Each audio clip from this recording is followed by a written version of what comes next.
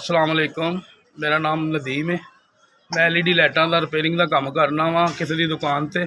300 रुपया दिहाड़ी मैनू देंदे सी, उहदे च मेरा गुजारा नहीं हुंदा ते मेरे को औजार नहीं है, समान नहीं है। तो मैं चाहना वा कोई 5-7 हज़ार रुपये का मैनू समान मिल जाए तो मैं अपना रोजी रोटी तो बच्चों की चढ़ जावांगा। बड़ी परेशानी है। किराए का मकान है जी। छोटे छोटे मेरे बच्चे ने।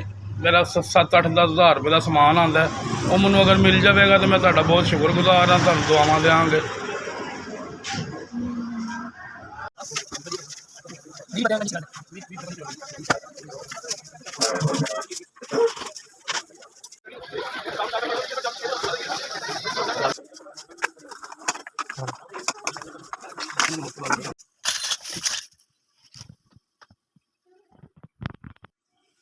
अस्सलाम वालेकुम जी।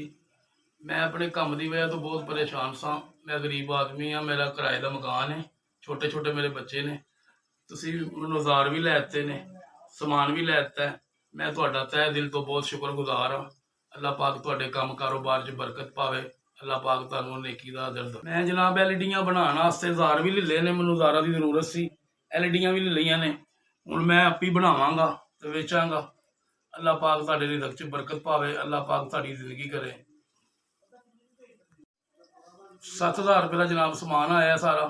मैं तुहाडा बहुत शुक्रगुजार हाँ। बहुत मेहरबानी तुहाडी, बहुत शुक्रिया सर। लैके दित्तियां ने, औजार लैके दित्ते ने। मैं हुण अपना काम शुरू करांगा। मैं खुद नाल जाके सारा समान खरीदया। LEDियां दा औजार भी खरीदे ने, LED लाइटां भी खरीदियां ने। अल्लाह पाक तुहानूं जिंदगी देवे, तुहाडे कारोबार च बरकत पावे।